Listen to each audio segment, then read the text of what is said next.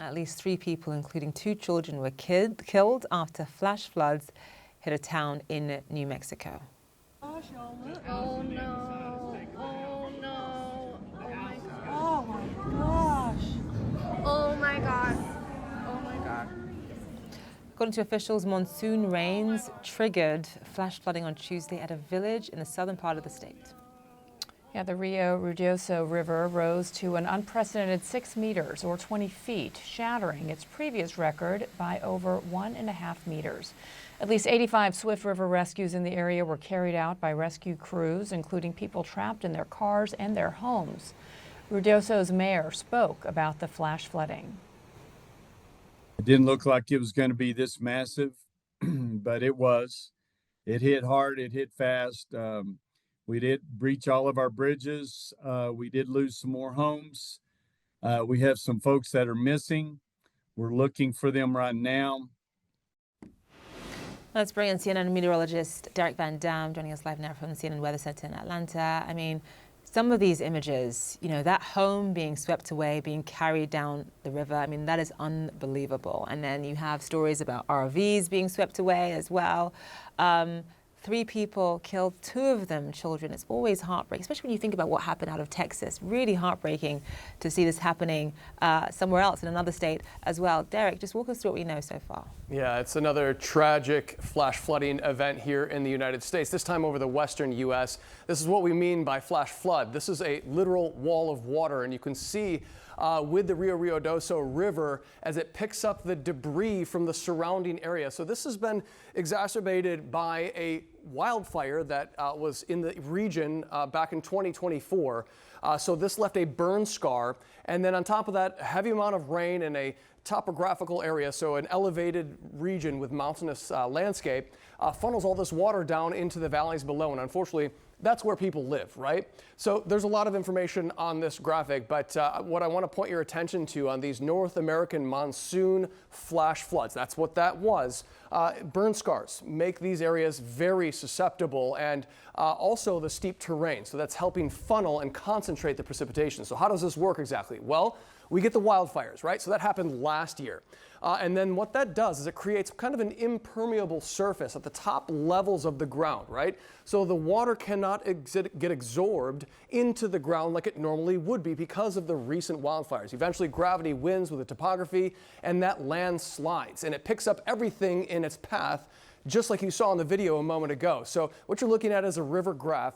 This shows all the various spikes in the river gauge here over the past few days. This is the most recent one where it crested at its record-shattering 20 feet, or roughly 6 meters. So that's just really incredible amounts of precipitation funneled into this region. There's another chance of flash flooding across that area, another watch hoisted by the National Weather Service. Equally as important, but a different type of flash flood threat here exists across the Mid-Atlantic. New to CNN, this area, the level 3 of 4, where you see that darker shading of red, that has been expanded to include Baltimore, as well as Washington, D.C. and Philadelphia. These areas have the potential for flash flooding, but the difference here is there's no burn scars in the area. This is all because of the impermeable surface that really is the concrete jungle across the Mid-Atlantic of the United States, not able to absorb this amount of water. Zane, Bianna. Derek Van Dam live for us there. Thank you so much. Well, the mayor of Kerrville, Texas, says the rising death toll after last week's catastrophic flooding breaks his heart, like all of ours. Officials now say at least 119 people were killed and more than 160 are still missing after the disaster that unfolded July 4th weekend. The Cajun Navy has been on the ground here in Texas aiding in recovery efforts. Keep in mind, this is a group that responds to disasters all across the United States. And members tell us that what they're encountering here in Texas is among some of the worst that they've ever seen. Joining us now is the Vice President of the United Cajun Navy, Brian Trasher. Brian, thanks so much for being with us. So yesterday we heard from local officials, Kerr County Police, saying that no one had been found alive since Friday in the county. Do you think it's likely that a survivor would be found at this point, given that we're now 6 days from when this disaster unfolded? I think unlikely is an optimistic word. You know, once you get past the 48 to 60 hour mark, the survivability index goes way, way down. We always hold out hope for a miracle, But as to your point, after the 6th day, it'd be unlikely that someone, if they didn't drown, was able to survive just out in the heat and with wildlife and not having any food or water. Yeah, and we've heard from volunteers and first responders who tell us that that doesn't change the fact that they hope to find survivors and at the very least to bring solace to families whose loved ones are currently missing. So the work itself doesn't change and the motivation doesn't change. I do wonder how long you think this operation is going to take place, how long the Cajun Navy plans to be here. I think we can be there as long as the EOC wants our help. We've been having a K-9 team on the ground for at least since Saturday, I think, and they're responsible for at least a dozen recoveries. Unfortunately, nobody that was alive, but again, those families will get closure with their loved ones being their remains at least being found.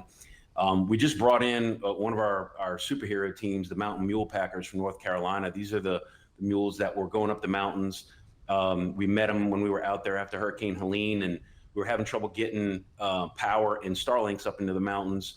The treetop cover was too heavy for helicopters to land, and these mules brought up power packs and Starlinks all the way up to these little mountain towns, and we're able to get the missing person list go from like 4,000 under 1,000 in just a couple of days, just because people were getting powered up and connected.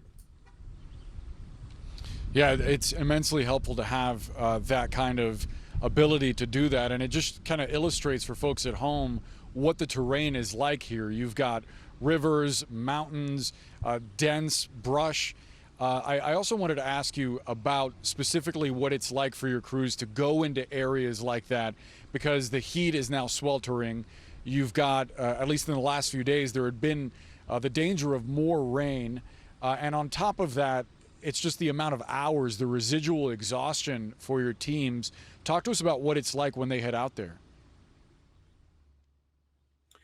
It's everything you described. We made the decision early on that given the sensitive nature of the type of missing persons we were looking for, we were only going to use what we call special ops volunteers, or mostly combat veterans. They did deployments in Iraq and Afghanistan, so they're used to the heat, they're used to seeing horrible things. And they're emotionally and mentally tough enough to handle it and do the job and finish the mission. Brian Trasher, thank you so much for giving us that context. Appreciate the work that the United Cajun Navy has been doing here. Yeah, thanks CNN. Y'all have been all over us since day one. We appreciate you. Of course. So we want to remember the victims here in Texas as we head to break. People like retired veteran Bill Venus, a father of 4 who served more than 30 years in the U.S. Army. Venus's son traveled all the way from Maryland to personally search for his father and confirms to CNN that he did find him. Venus Jr. told People magazine, quote, "He was a hero. God would have been better off taking me because he had a whole lot more work he could have done in this world."